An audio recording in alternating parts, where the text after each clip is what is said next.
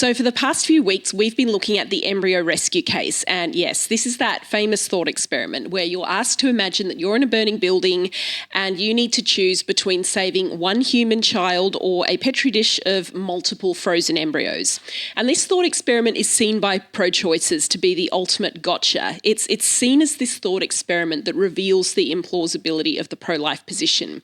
And it really doesn't. In this series of episodes on the embryo rescue case that I've been doing so far, I've surveyed a number of counter-arguments that pro-lifers can give in response to the embryo rescue case, which I think reveal that the thought experiment is really not as scary as it sounds. Unfortunately, it is easy to miss the point of the embryo rescue case. There are many ways that people respond to this scenario, and not all of these ways address the thought experiment properly. And so today, I'm going to identify 4 common mistakes that I've seen pro-lifers make when responding to the embryo rescue case. Some of these responses I've observed through conversation with people, other responses I've seen online. And if you've been following this series on the embryo rescue case so far, you'll know already that there are plenty of philosophically rigorous ways to respond to this case that do work and which do significantly expose the weaknesses of the thought experiment as a justification for abortion. But in order for pro-life apologetics in this area to be effective and for moral truth to be more clearly discerned, we need as pro-lifers to be able to tell the difference between responses that work and responses that don't work, even though the differences between them can be subtle. I'm Dr. Emma Wood, and this is The Flip Side. So one of the most tempting responses to the embryo rescue case that I've heard people articulate in everyday conversation is the response that the embryo rescue case is just such a dumb, unlikely hypothetical scenario that it should be regarded as just irrelevant to the formation of our ethical principles. Now, this response is inadequate. Hypotheticals, no matter how unlikely they may be, are really important tools for helping clarify ethical principles. Hypotheticals are tools that pro-lifers rely on all the time. Suppose you're in conversation with someone who thinks that human beings don't count as moral persons until they have self-awareness. What question do you typically ask in response? You ask the question, okay, would it be morally acceptable to kill newborn infants then? What you're doing is asking the pro-choicer to consider a hypothetical. You're asking them, if it were the case that a newborn infant were killed right now in front of us just because no one wants them around, would that action be morally acceptable or wouldn't it? Now, yeah, okay, infanticide sadly has been practiced by many human civilizations, and so infanticide sadly is a lot more realistic, a hypothetical, than the embryo rescue case. But this is still really beside the point. The question to the abortion advocate, would it be morally acceptable to kill newborn babies? That question is clearly a relevant and clarifying question, whether or not infanticide has ever actually taken place. Now, to demonstrate the point, let's take another example. We might ask pro-choicers in conversation, would it have been wrong for your mother to have aborted you when you were a fetus? Now, this question too is obviously a really important clarifying question because it forces the pro-choicer to see fully what is at stake here. Various pro-life philosophers have argued that the fact that you and I were once fetuses who could have been aborted is what explains why it would have been wrong for our mothers to do so. And again, we're challenging the pro-choicer to consider a hypothetical here. The possibility that he himself might have been aborted. And we're asking him, what would the moral status of that action have been? Would it have been right or wrong? And in this case, we're not just presenting an unlikely hypothetical, we're presenting an impossible hypothetical. But we still know that it would be a cop-out for our pro-choicer to say, well, your hypothetical didn't and couldn't happen, so I don't have to answer your question.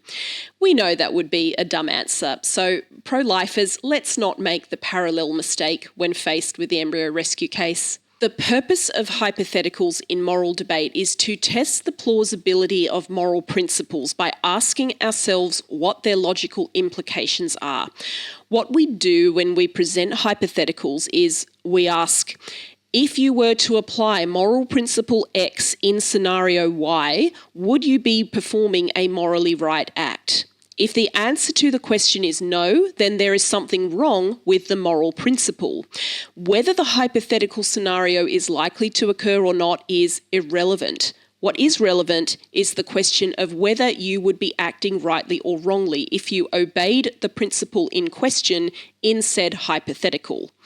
And this is what the pro-choicer is asking when they present the embryo rescue case.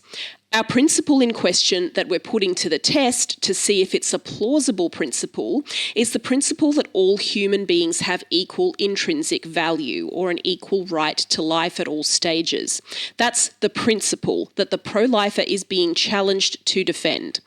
Now, what the proponent of the embryo rescue case assumes is that if you were to apply that pro-life principle consistently, you would have to save the 1,000 embryos instead of the child.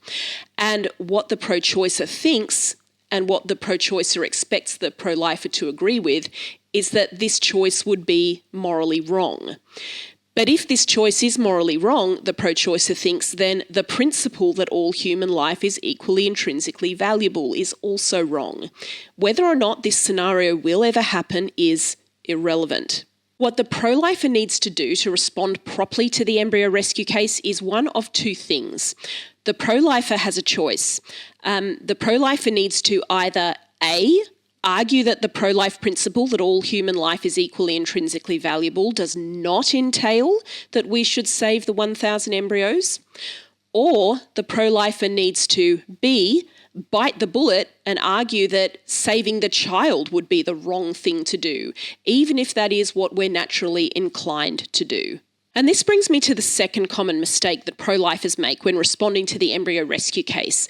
When asked by pro-choicers, who would you save in this scenario, pro-lifers often interpret this question a little too literally. Pro-lifers often interpret the question as being a question about who we would be more psychologically inclined to save, rather than as a question about who we morally should save, or about who we would save, assuming we're doing what we morally ought to do. Now, this is a subtle mistake that even very seasoned pro-life apologists make. If I want to save, in your analogy, this newborn baby from being shot, I think is what your analogy is, which is obviously horrible, or save this tray of embryos, human embryos who are in the in vitro fertilization clinic, yeah, I would pick that newborn baby. That's not because the embryos are less valuable. So then you've just contradicted yourself, because you said that you prefer a world in which there are less rights violations, but that would be a world in which there are more rights violations under your exact worldview, because you conceded earlier that at the moment of conception, we all have an equal right to life, which means if we have an equal right to life, all of those embryos have an equal rights to life, and that means there are more rights violations under the worldview in which the tray is destroyed versus the baby. To be clear, if there was a baby and it's like, go save that baby or go save these 10 men over there, I also might pick the baby. That doesn't mean that these 10 men are not valuable. And it doesn't mean that the 10 men don't have human rights. It's just that this is a baby right there that I want to go. I'm not asking whether or not you have some personal more empathy towards a baby. But I think that's what it's connected to. I think that's what it's connected to. When challenged with the embryo rescue case in this conversation, Lila Rose confesses, I probably would pick the baby over the embryos. I might even do this if I had to choose between 10 grown men and one baby. I might choose to save the baby. And her pro-choice opponent rightly pushes back. I'm not asking whether you have more empathy for the baby over the embryos or 10 men. I'm asking what a belief in equal basic rights tells you should do. And Lila then says, just before her time runs out, yeah, but I think empathy is often what it comes down to. Now, yeah, empathy is what it comes down to if what we're interested in is only how we would act in the embryo rescue case, not how we morally should act. But that's not what we're interested in. What we are interested in, and what the pro-choicer is arguing, is not only that any sane person would save the child, but that we would be objectively right to save the child. Now, whether we'd feel more empathy toward the child or not is actually beside the point, because our empathy can often mislead us into making the wrong choice. Indeed, I think Lila's empathy or fondness for babies would be misleading her into making the morally wrong choice if she were to save the baby over 10 men. What the pro-choicer is trying to argue by using the scenario, once again, is that it would indeed be right to save the child, but that this conflicts with the pro-life position that all human life has equal intrinsic worth. That's why the pro-choicer is getting frustrated here and accusing Lila of avoiding the question. I do want to say, obviously, that Lila Rose is incredible. She's one of the people that I admire most in the whole world. Lila, this is the truth if you're watching this. And so I'm not making these critiques out of any delusion that I could have done a better job than Lila Rose in a Jubilee debate. She's super experienced at debate. She's surrounded in this situation and she's up against some really aggressive pro-choicers. And I'm obviously making these critiques from the luxury of having a lot more time to process. I think it's really instructive to see this common pro-life response, nevertheless, being made even by someone as experienced at debate as Lila Rose. And it is still important and I hope instructive to see why this line of response is ultimately not addressing the question. If all we say is, yeah, I'd save the baby or the child because that's where my empathy leads me, then the question that's left hanging is, well, yeah, but is that the right thing to do? Are we saying that we would save the one child, but that we'd be making a moral mistake and being misled by our empathy, and that what we really should do is save the 1,000 embryos? Now, to say this would be to make that bite the bullet response that I mentioned earlier. And maybe this is the right response. Maybe the pro-choicer is putting too much stock in the intuition that we should save the child. Assumptions and intuitions like these are fallible. And maybe, as Perry Hendricks has argued, this intuition that we should save the child is not truth indicative. Maybe it doesn't actually indicate what the moral truth is, even though it's what we feel. And so as pro-lifers, we can absolutely make this argument. But if you are going to make this bite the bullet response, you need to make it clear that this is what you are doing. You need to make it clear that what you're arguing is that even if you would save the child, you don't in fact think that that would be the right thing to do, and that you think the pro-choicer is overestimating the trustworthiness of the intuition that we should save the one child. You need to actually articulate that. If all you say is, I would save the child because that's where my empathy leads, then you can fairly enough be accused of missing the point. Personally, I don't think the bite the bullet response is the best one. I prefer response A, which is to show that the equal respect for life at all stages is actually compatible with believing that it would be right to save the child. But response B is still a philosophically respectable response that properly addresses the scenario. The third mistake that pro-lifers commonly make when responding to the embryo rescue case is over-reliance on incomplete answers.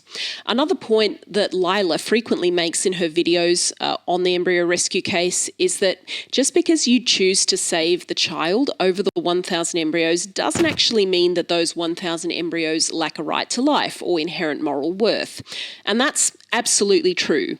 The right to life doesn't necessarily give you the right to be rescued. It gives you the right not to be deliberately killed. One is not the other. And this is a point that I made myself in episode 10. So the problem with this common pro-life response is not that it's untrue, but that it's just incomplete. Because pro-choicers have a response to this, and it goes like this. Sure, the fact that we ought to save the child over the embryos may not prove in and of itself that it is okay to deliberately kill the embryos, but a lack of inherent moral worth could still be the best explanation or justification for our intuition that we should save the child over the embryos. And this lack of inherent moral worth, in turn, would then make abortion permissible.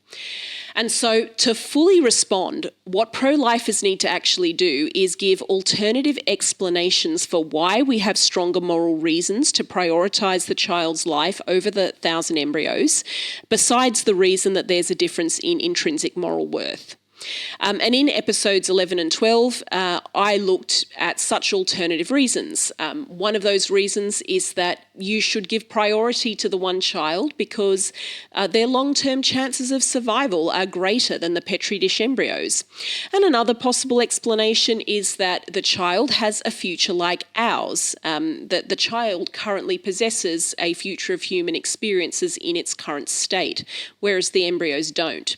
And so by saving the child from the fire, you are arguably preventing a much greater and weightier harm from occurring than if you rescue the embryos.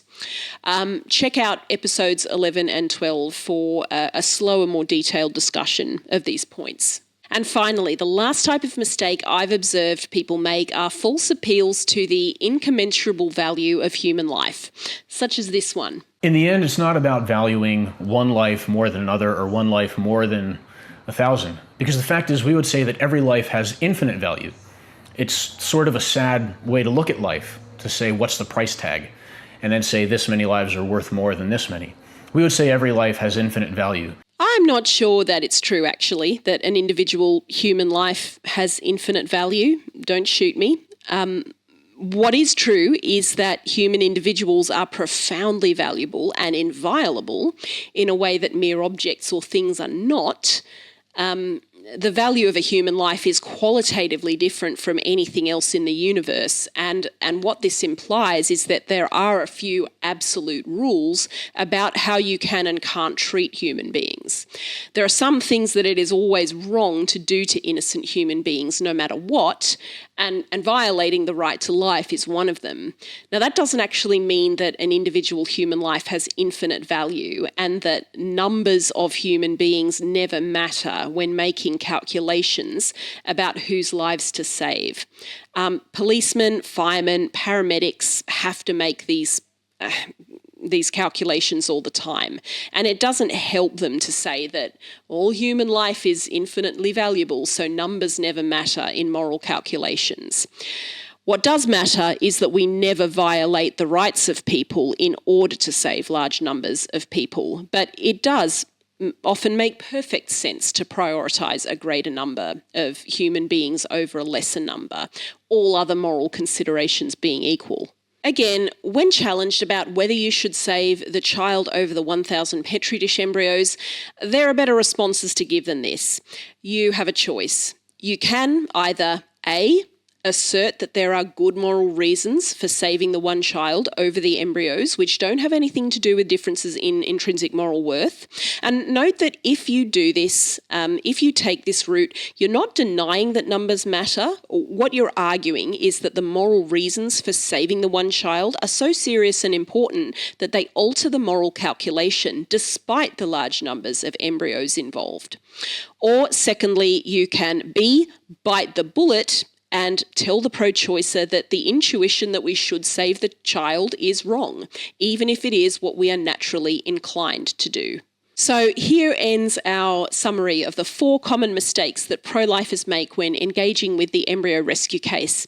The first mistake is to write off the hypothetical as ridiculous and irrelevant.